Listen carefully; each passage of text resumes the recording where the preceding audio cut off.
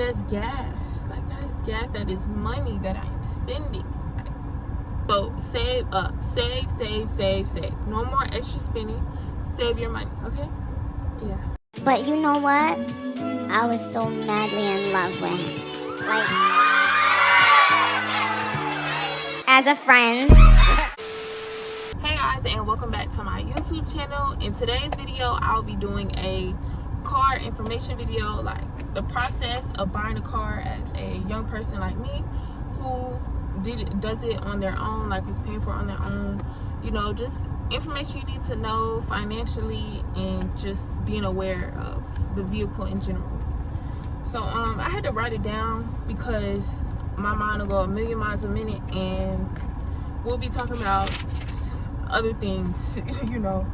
So I gotta find a page. All right, here we go. So first, what you want to start with is your price range, like a budget. Have a budget of how much you want to spend.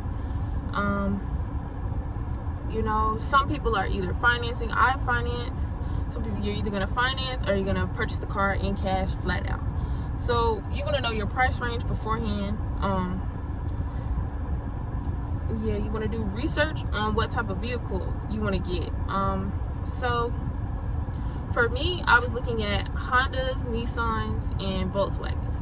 I ended up getting a Nissan, as you guys saw, a Nissan Sentra 2015, and I believe it started out with 4,000 miles. I thought it was way more, but like every time I look at it, it's like, how is that number changing like that? So I just put two and two together, and I realized that it's actually 4,000 and not like 43,000 that it started with.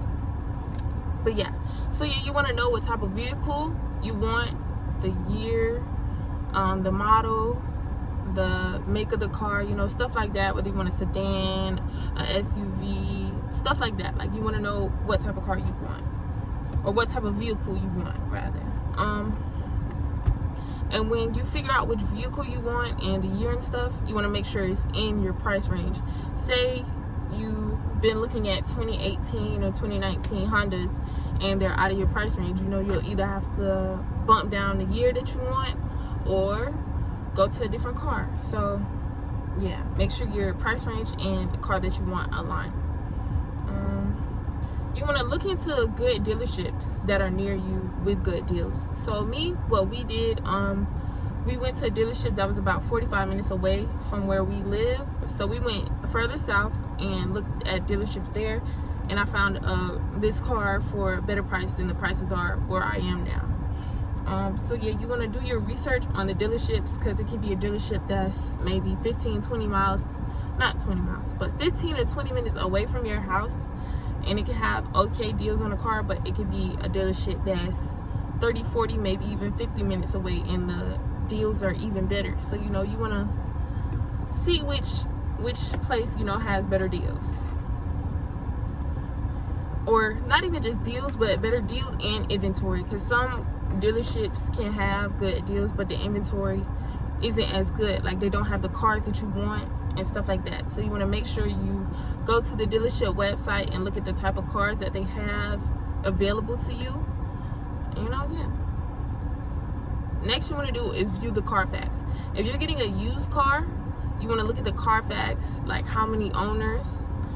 You want to be able to see the number of owners, if there's any accidents or damage to it, the usage of the car, say if it was either used as a rental, used for a business, used for personal use, you know, stuff like that. You want to look at the mileage, the service history, because you want to make sure that the car was being serviced. And if the car hasn't been serviced, then there's a possibility of it being, you know, leading up to damage, because you always have to service your car. You need to make sure the oil gets changed. You want to make sure the tires get rotated, stuff like that, you know.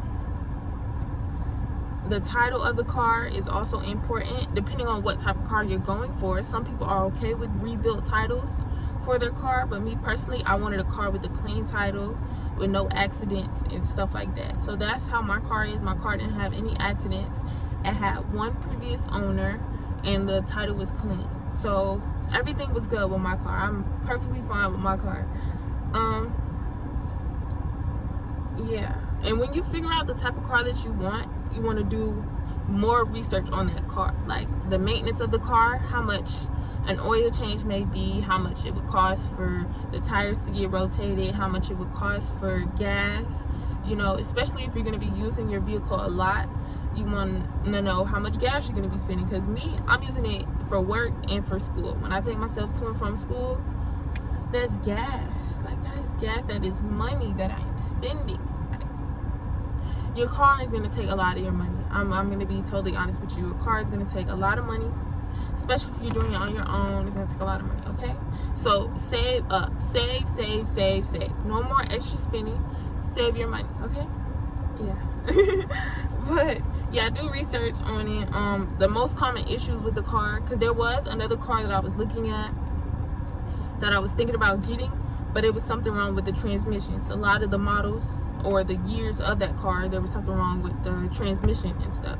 So I stayed away from that car. You know, it's certain things that you want to look at. Another thing is the average price for the car and the mileage that it has. So mileage kind of determines the price of a car. If it's used, if you're getting a used car and the mileage is really low, then the price of the car may be higher than what you would expect. If you get a car that has high mileage and it's a low year, the price may be a little bit better. But it all depends on how much mileage you want on your car. Alright, so now we're going to move on to once you get to the dealership. A big thing you want to keep in mind for once you get to the dealership is that the price that's on the sticker is not going to be the final price. For me, my car was around $11,000 beforehand that was on the sticker. After the fact, it was about $14,000 for the car, $15,000. So yeah, there's taxes that are involved, sales tax that is involved with the vehicle. Depending on the dealership, they're going to try and add on as many fees as possible. You want to try, if the fees aren't necessary or what the services that they're providing you aren't necessary towards your vehicle, or you don't feel like you need them, try and negotiate and see if you can get those fees removed, you know, so it can bump down the price a little bit. Warranties, stuff like that. Also, if you're financing, your interest rate, depending on your credit, your interest will definitely play a part in the price of your car. Your credit, if you're financing, you want to make sure your credit is decent, so your interest rate isn't so high, because that will play in a part of your final, you know, payment, you know, the final, how much it's going to cost.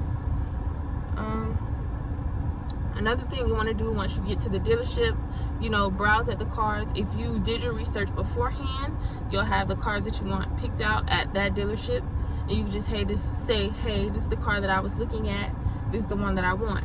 So once you do that, and they either when you go to the vehicle or they bring the vehicle to you, you want to make sure that you look at everything on the car inside and out. Like, you want to make sure they pop the hood, pop the trunk. You want to look at little things. Say there's some damage on the outside of the car, like cosmetic damage is not a major thing. Some people may have issues with that. Me personally, I didn't have an issue with little cosmetic issues, because as my dad said, that I'm gonna get more bumps and scratches or whatever on the car. So it's okay for me, but if you're not okay with it, you need to make it known to the dealership, like, hey, this is not the car that I want, because it has little cosmetic issues to it.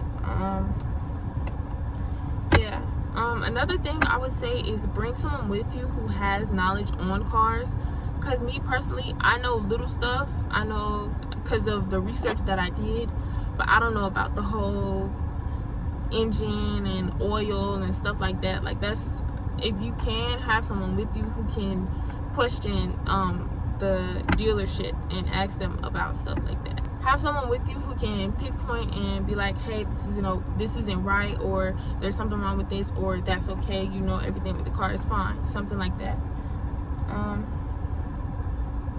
When you're test driving the car, you want to make sure that you're comfortable, because it's going to be your car, you know. You want to be able to feel comfortable driving it, be seated correctly, make sure the wheel is positioned good for you, because you want to make sure it's comfortable. Because if it's not comfortable, then 9 times out of 10 is not the car for you, you know. Because I'm kind of tall, so that's what I was worried about. I was worried about me not being comfortable while driving my car. But when I test drove it, it was perfectly fine. Like, I felt like it was my car already, you know. If you're financing the car, don't let them know how much money you have or how much you're willing to put down yet. Wait towards the end, like when they ask you, but don't just upfront tell them, hey, this is how much I have. If you have the extra money to spend, put between $1,000 and maybe $3,000 down, and say if your payments are about $200 or $250 a month, try to put at least $40 towards each payment monthly, and it'll cut down your payments, you know. So that's what I plan on doing. I put a few thousand down, and my payments are about $280 a month, and I plan on adding at least $30. So yeah, don't put a whole lot of money down. Put between I would say between $900 and $3,000 down, because it doesn't really make a difference. It'll make a little difference between each payment, but it's not a drastic difference. So I would recommend that you just add more money towards each payment monthly than putting down another $1,000 towards a car, you know. What else? Yeah, and that's really about it for what I've written down and what I knew, you know, what I learned from the dealership. My parents did help me out a lot, you know, beforehand, would let me know about the whole taxes, the car isn't gonna be what you think it really is, stuff like that, and try your best to stay in your price range. Yeah, that's really it. I hope this video was very helpful towards a young man or lady out here who's trying to buy a car, because, you know, I wish someone, you know, made a video for me when I was buying a car. Granted, I didn't go into the dealership blindsided, but, you know, it was still some stuff that I learned when I went in the dealership. So I hope you guys enjoyed this video. Make sure you like, comment, and subscribe, and stay tuned for more videos.